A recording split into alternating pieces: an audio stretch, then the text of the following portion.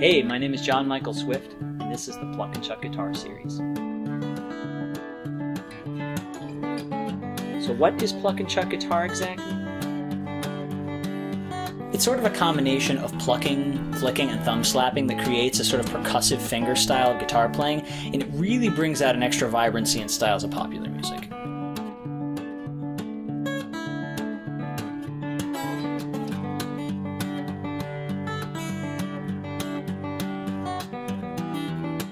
I think if you take a look at my picking hand, you'll get what I'm talking about.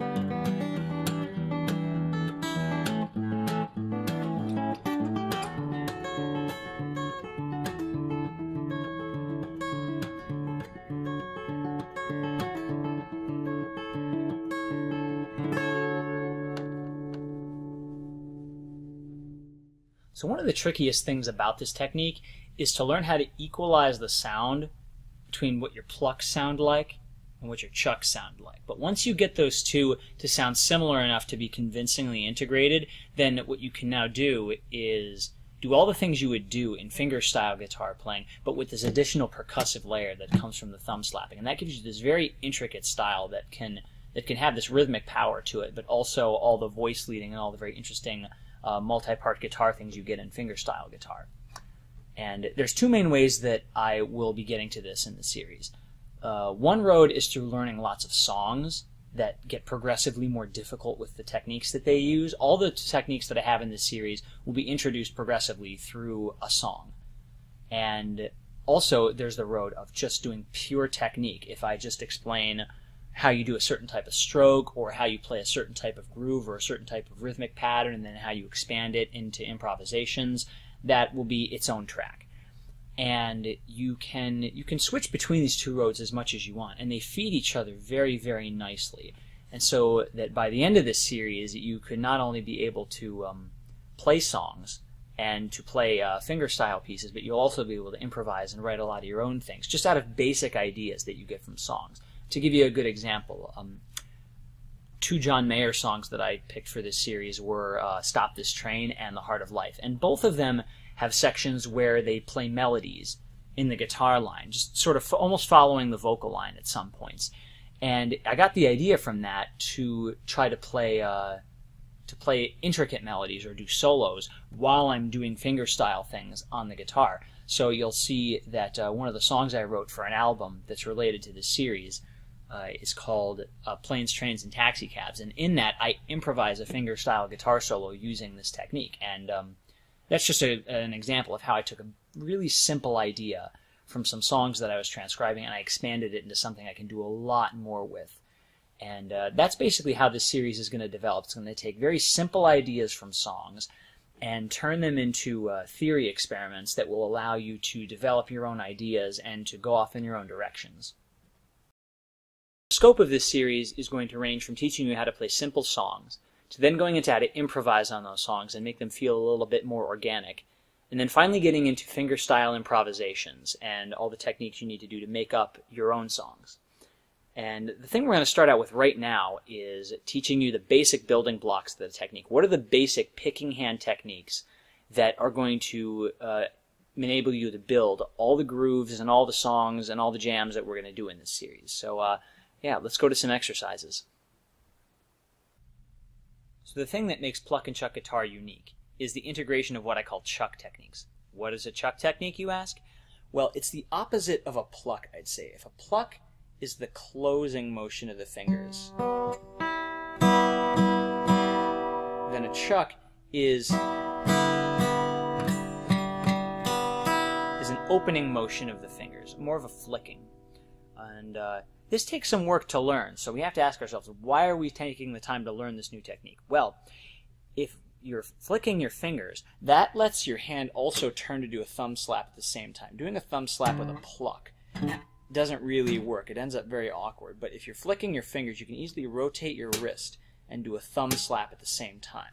And this thumb slap creates a percussive effect. It almost imitates a snare drum. And it allows us to get some drum-like effects in our grooves that we really couldn't get otherwise. So you'll see right here, if I want to imitate a backbeat, which is a very, very common pattern in popular music, we can do that right here.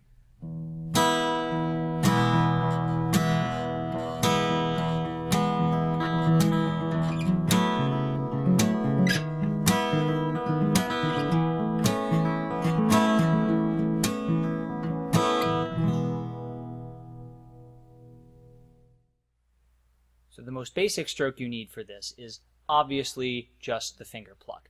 Now I'm going to assume you've done a little bit of finger work before, but in case you haven't, what I would start out is trying to find a hand position that you can keep. You want to have a stable sort of central position that will help you get to any of the places that your hand might go quickly. That's usually a good way to build your technique. So what I'll do is I'll place my thumb on the thick E string with the part of the nail touching the string. It's sort of on this corner here. Just have that planted on the string and have it be really, really comfortable there. And then whichever fingers you're going to train, you'll want to place them on the G string. It's kind of in a line. And you'll start by keeping the thumb as an anchor, and then picking the finger you want to practice with and just placing it on the G string and plucking. And placing it again, plucking. And do that a couple times until you feel you've improved a little bit, and then take the next finger. Same thing. And then the next finger.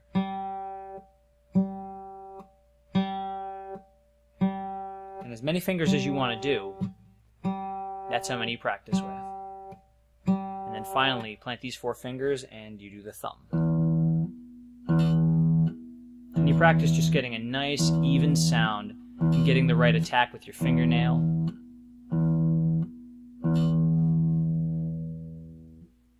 And then once you start to feel comfortable with your plucks, now we're going to start to work towards chucks. But chucks in this style never ever come without a thumb slap. So we got to get the thumb slap down first. So there's a couple ways to come at it. You can either lift your hand and sort of drop it a little bit, sort of lifting with your arm a little bit, or you can rotate your wrist from the elbow, come down like that. It's good to develop a couple different ways to get to this because that'll help you control your volume later on. But for now, let's try the wrist rotation technique. It's just a little lift and planting the thumb on the bottom string. Like so. Once you get comfortable doing that, just rotating the wrist and landing it accurately on one of the thicker strings, then what you want to do is practice putting the flicks in with that, because that's what makes this a real chuck. And so right now we're going to do a chuck strum. I'm going to finger an E minor chord in my fretting hand. And what I'm going to do is, as soon as my thumb hits, I'm going to flick my fingers out so that I'm strumming a chord at the same time. And then I'll just do that until I feel like I've got a good accurate thumb slap that goes with a nice even strum.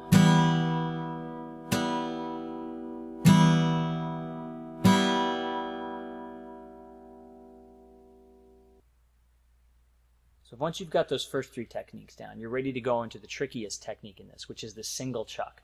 And that's where you're plucking just one string at a time with the chuck. This definitely takes some practice to get accurate, but once you've got it, you're well on your way to mastering this technique. So I would suggest you practice this the same way as you practiced the plucking. Focus these fingers on the G string, and just one at a time, practice doing your chucks. And then the next finger. And then the next finger. If you want to go all the way to the pinky, you can do that.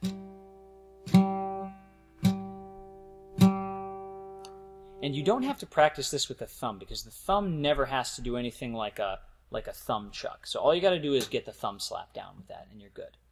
And a little bit of advice to go with these single chucks. They're trickier than some other things, and getting them to go through the string and not get like hung up definitely takes some getting used to in the right hand.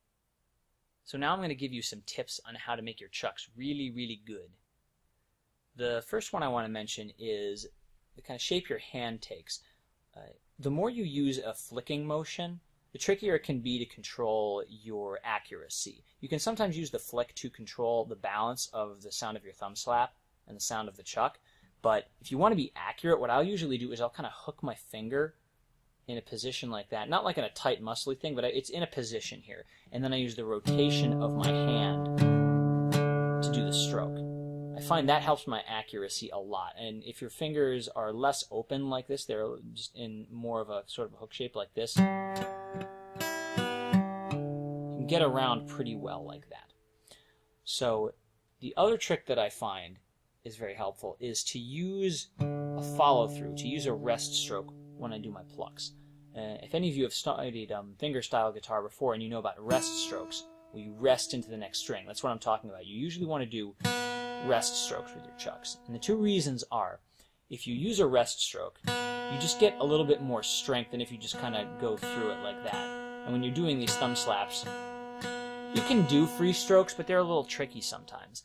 The other thing is that if you wind up with your fingers between the strings here, it's often easy to come back and sort of mute the string you just played, like that. And you usually don't want that.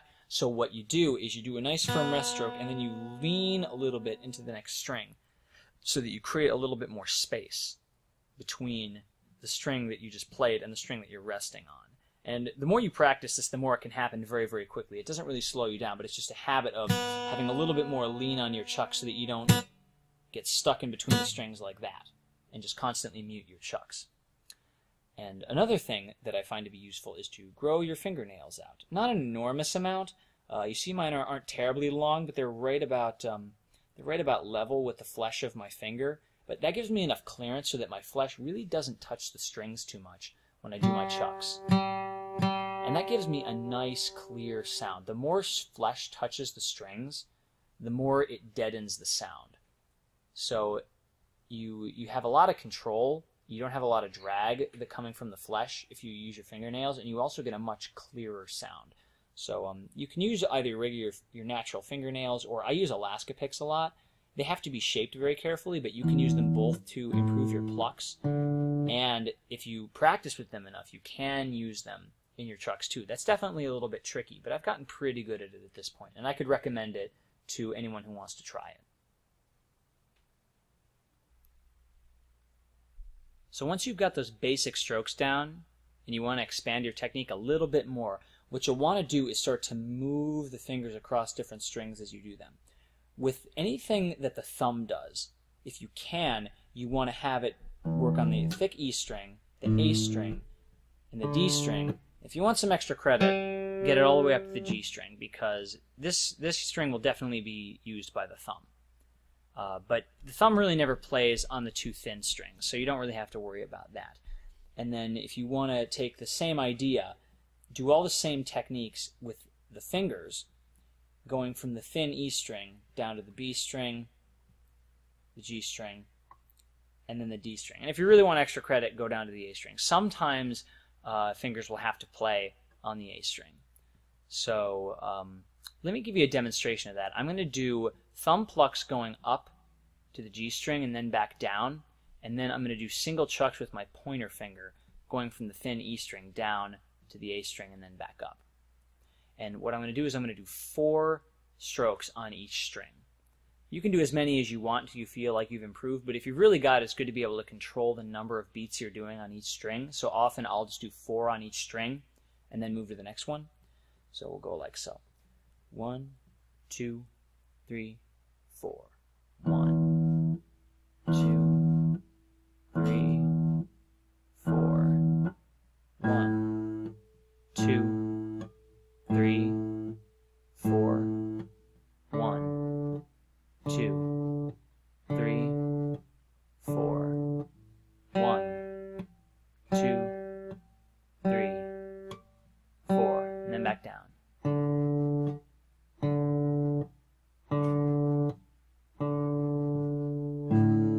etc., back down to the thin E string. So now I'm going to do chucks with my pointer finger from the thin E string all the way down to the A string and then back up. 1, 2, 3, 4.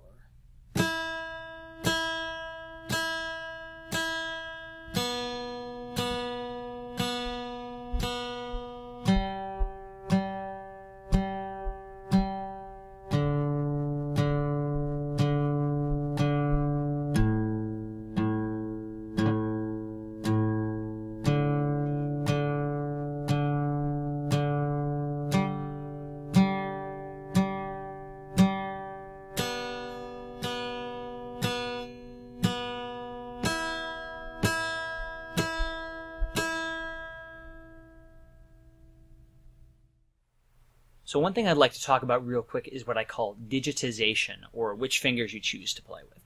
And this is sometimes a tricky question because you think to yourself, more fingers, makes everything easier, right? Not necessarily. Every finger that you choose to use, you have to train that finger as well. So more fingers equals more work. And also the fingers get progressively weaker the farther you go away from the thumb. So, it's really good to make a choice about this earlier on in your practice if you can. So, just so you know, there's a style called, Piedmont blues where you really just use these two fingers, your thumb and your pointer finger. And a lot of musicians have very, very sophisticated careers, they have great styles, and they just use two fingers. So you can do a lot with just your thumb and your pointer finger. And they're your two strongest fingers, and they are the easiest to train, and they can do a lot. So you can get away with a lot of stuff just using two fingers. Most of the early songs in this series you can do with just two fingers. The later songs in this series sometimes get tricky without the use of your ring finger and your middle finger. You can do them, but they would be very, very tricky without these other fingers. So what I often suggest people should do is if they want to play stuff that... like a lot of John Mayer stuff, he'll only do chucks with his pointer finger. So if you want to play his stuff, you could restrict yourself to practicing your chucks with your pointer finger and you'd be fine. Jason Mraz, he uses some other fingers. So if you're more into his songs, you would probably want to get into using your ring finger and your middle finger if you can. The pinky is almost never a necessity. I work on it because I'm a little bit gaga for guitar technique. I just practice everything I can possibly find, but I've never found anything that I have to have the pinky for. I'm sure I could invent stuff that requires the pinky, but most conventional guitar technique doesn't require the pinky, and the pinky is by far the most difficult finger to train. So generally, I would recommend, it's a pretty good balance to try to go up to the ring finger. The ring finger is definitely a little bit trickier to train than the middle and the pointer, but it will often pay off. The ring finger definitely has a strong payoff in terms of being trained. By the time you get to the pinky, it's really a question of do you want to be experimental or do you want to just save yourself the effort? So, yeah, things to think about. So for those who are curious, I thought I'd explain a little bit how I came across this technique. I think the first song I ever learned that used this technique was I Will Follow You Into the Dark by Ben Gibbard from Death Cab for Cutie. And it just struck me that the right-hand technique was completely different for this song than from anything else I'd played. And it took me a long time to get it down, but once I got it, I was like, this is pretty cool. And I started showing all my friends, and then I started to come across other songs that used this technique. And I think the two songwriters who I was really into both of these guys at the same time, John Mayer and Jason Mraz, they both used this technique a lot in their songs. And it struck me that it was so common in their repertoire, but that no one seemed to know how to talk about it. I've seen a lot of guitarists work on this technique since then, and even guitarists who are very, very good at fingerstyle technique, but they really struggle with the flicking and I guess what I'm now calling chucking. And I thought to myself, this is different. This is very different from anything else that I've seen other guitarists do, and it really needs to be treated with special attention. And I started to look into where this might have come from, because there's a point where this technique seems to have appeared, and then before that, it's not there. This is not in like classical music at all. I've never seen anything like this in anything before even the 1970s. Maybe it's there. If anyone can find it, please let me know. But the earliest song that I have that uses this technique is Return to Pooh Corner by Kenny Loggins and Jim Messina. And this really didn't become popular in anything that I know until '95. And then after that, it started showing up in a lot of things. But you can see that there's a lot of other instrumental styles that use this technique, that using the opening of the fingers as a standard stroke. Flamenco guitarists will use it as what they call the rasgueado. When they do that technique to strum the strings, they'll do that. Sitar players have a thing they call da-da-da, where they play the strings just going like that. And that uses that motion. In pipa music, which is a Chinese instrument, the opening of the finger is actually the standard motion, and they have very, very intricate finger style technique that they do with the exact opposite stroke that they use in European classical music, which I think is kind of cool. The closest style to what we're doing here, though, is probably clawhammer banjo, though, because they're using a style of music that has a backbeat in it, and the backbeat is extremely important in pluck and chuck music. And you see this a ton in clawhammer banjos, that the thumb is tending to come down on 2 and 4. Most clawhammer banjo players aren't as into getting the percussive sound. Sometimes they will. Some more contemporary ones will do that. But it's a much faster, it's a much bluegrassier style, whereas what I'm doing in the Pluck and Chuck guitar series tends to be more mainstream. A lot of these songs have been on top 40 radio stations, or at least they take their chord vocabulary from popular music. Not to say that grass isn't a popular type of music, but it's I'm thinking of more mainstream types of things, like your 4-chord songs types of things.